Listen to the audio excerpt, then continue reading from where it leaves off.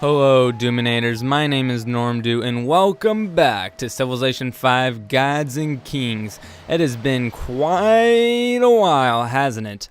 And I guess the reason is I've been doing lots of Minecraft stuff, been busy with that. Civilization 5 takes a bit more time, and it seemed like a few of you guys were starting to lose some interests.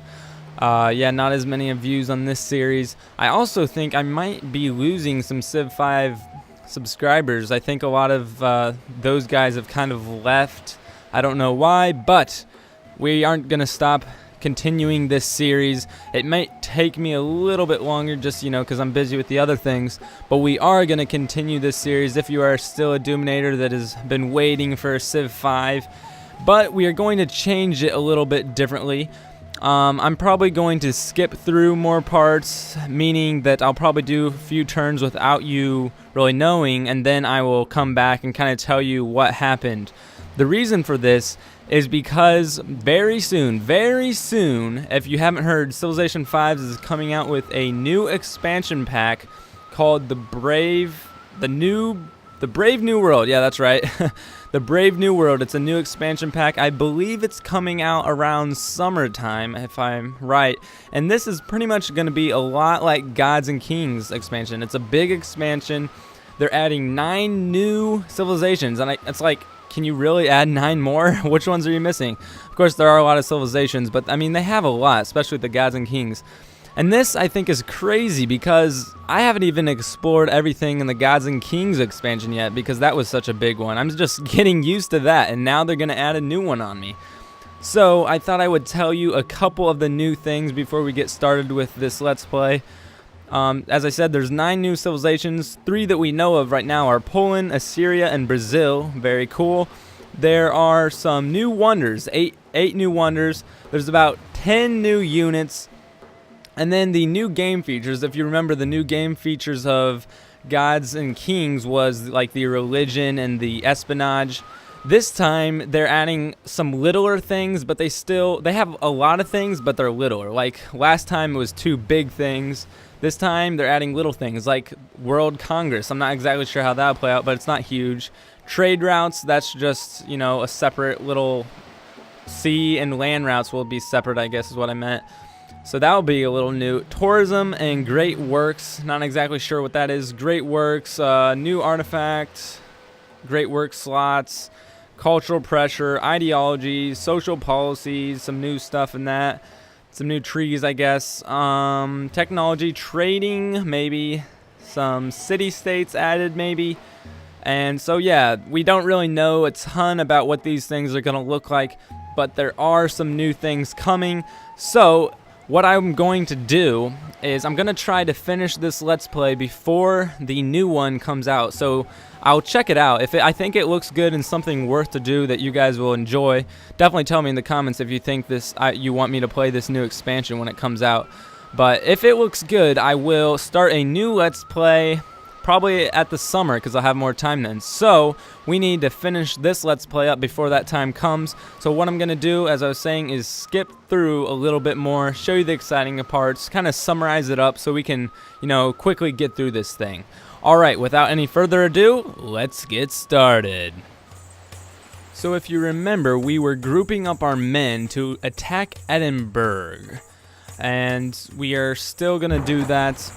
We have our boats coming around this side. I think he just has these couple of pikemen, and we should be able to attack Edinburgh. Hopefully our boats will be the strongest thing. He has taken back a little bit on our catapults, but other than that, I think we should be able to take Edinburgh smoothly. And then just kind of to give you an update on how our cities are doing, they're actually doing quite well. Carthage has 13. Berlin has 8 citizens. Oh yeah, that's what I'm talking about, citizens. Utique has 9. Another one had 6. And as you can see, we have plus 29 gold per turn, which is also helpful. And our happiness is doing pretty well. So we're doing pretty well overall. And then let's just check the demographics real quick. We are still in first, if you remember, from science. But our soldiers not doing so hot. So we're going to have to work on them probably after we take the next city. We'll kind of rest and kind of grow everything back. But everything else looks pretty good except for soldiers, and of course approval, which is always down the toilet, but that doesn't really matter. Come on, let's bring this city to its knees. We got it surrounded. Our navy's taking them off bit by bit, but our catapult looks like he might be in trouble.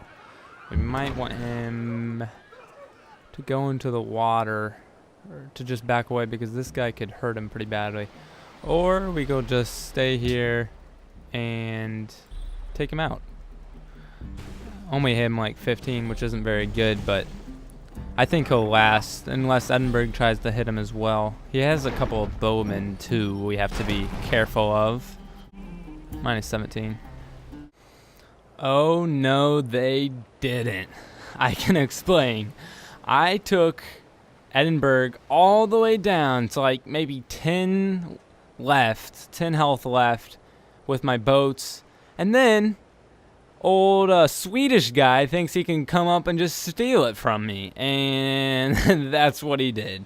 He just brought his knights up here and took it out, and I really missed out because I just helped the Swedish get another city, and they, I believe, let's check the demographics here real fast. I believe, okay, they're second in land, which is pretty good. And I don't know, should I attack them, or they are the worst in literacy? That's good to hear. And of course Boudica is the worst on everything else, but man, I'm angry. He just took my city. I have all my warriors here. I even lost my catapult to this battle. Should I just attack him? Because I could maybe be able to steal this kind of quickly, but I really don't feel like I'm ready for a war, because Helsinki, how you say that, is right there. What should I do? What should I do? This is a good chance to maybe take it. But I've been friends with him for quite a while, actually. Let's see, are we friends? Yeah, we're friendly. And he's ahead of me even. He's second, so oh boy. I think I'm gonna have to wait it out. I don't think I have the firepower. I mean, I only have 4 boats here now. I lost one. This one's injured. It's gonna be hard. Yeah, I don't think I'm gonna do it. I was thinking about it even more once Boudica actually took a nice stab at her, but Edinburgh just grew back, and the problem is, I would actually maybe do it, because I think I can take this out in one turn with my pikemen here, and then my 4 boats, but the problem is, if I declare war, it moves all my boats and all my guys out of these boundaries, and then I'm sure he'd have backups to support that and, you know, stop me. And he really made a dirty move, especially for being my friend. I've befriended him the entire game, and he's trying to take my land, but I guess I'm okay to just kind of go back and see how things go, because this is a nice land that he has there. Only if I was a little bit sooner. But I guess I should now kind of look to maybe settling a city around here, maybe, I don't know, befriending Cahokia, kind of working on some other things. I think I have a good amount of land, I guess, so I think we should just sit around and see kind of what happens. I have a good amount of cities, but of course Sweden, they have a lot of land, so we'll see what happens. I have just made peace with Boudica. I figured I'm not going to be fighting her anymore, since her other city is like all the way over there and whatnot. So I decided to make peace and take 5 gold per turn, which is all she had. I might as well get the gold out of it before Sweden is probably going to take her last city up in this corner here. Well, the money's hopefully worth it. Just look who it is, William of the Netherlands. It's such a funny costume he's wearing with this, I don't know what that is, and look at his bows on his shoes and tights that he's wearing. Let's see what he actually has to offer. And some crabs, truffles. Ooh, let's see how many cities he has. Wow, 4 cities, because he has the capital, of course, as well. He does not have much gold, though, but I don't know. I can see him and me being friends. Well, what do you know? It looks like Boudica has got her capital back. Maybe I should have stayed around until she got it, and then I could have stole it from her, and then the Swedens wouldn't have been as, or Swedes maybe, they wouldn't have been as mad, but man, it's way too late now. I'm long gone. All my ships are coming back home. War time is over. It's time for peace. Okay, we are about 20 turns from the last cut that I just showed you. We're on turn 198, and as you can see, we're actually doing a little bit better. Our soldiers have gone down to about the middle of the pack. Our literacy is about 5% over average, which is very good, and we are on the top 3 of these other 3 sections. So that is definitely good news. Also, we are in a golden age. We have 7 turns left. Basically, we're in this golden age because I have really been doing nothing. It would have kind of been boring. Like, really all I've been doing is just building some cities. I've had my soldiers just sitting here. I did upgrade some soldiers. We now have some frigates, which is definitely good because they are a nice upgrade, actually. But I think we are a little behind. As you can see, we're 3rd. We are really close with Gustavus and William, really close to us. But the Iroquois, Hiawatha, killing us. 520. He's like 100 ahead of us. And I think that's probably because he hasn't really messed with anyone, really. We have also met the Mayans. Pekau, he is over this area. Right there, Palenque. And he's behind us, so that's good. But we have met everyone, so we've met everyone. That is also good to know where we are at. We did have one very unmisfortunate thing happening. We were building Notre Dame in Utique, and we were about halfway done with it. That's a great wonder that gives you plus 10 happiness. And then all of a sudden, I think it was Pekau built it right before us, and it's like, oh, waste of turns.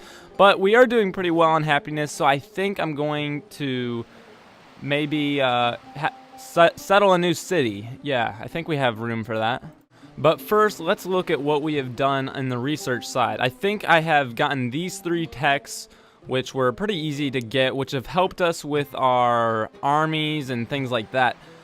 And we're also doing pretty well on money, as you can see. We have about $1,200 right now. I think what we need to go for, though, is culture. We are really behind in culture and faith, actually. So let's go with acoustics, because then we can build opera houses, which give +4 culture.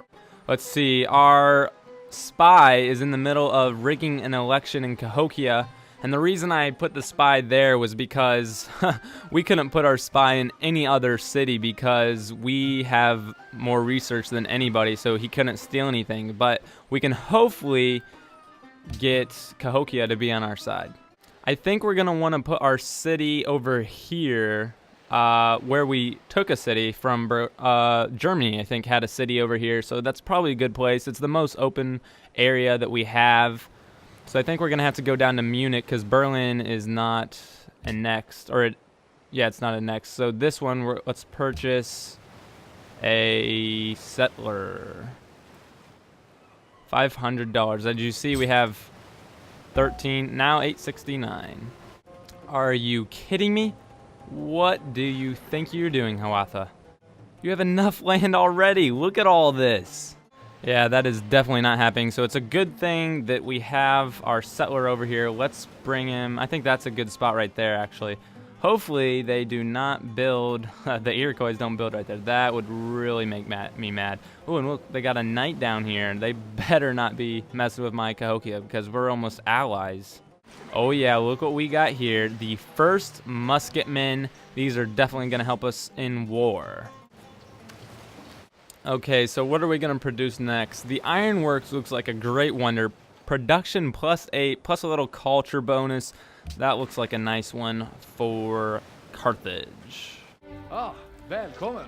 Oh yeah, I forgot to tell you guys. Me and Gustavus had made a little deal with each other about Boudica. We are going to attack Boudica in 10 turns. Well, it's a little less than that now.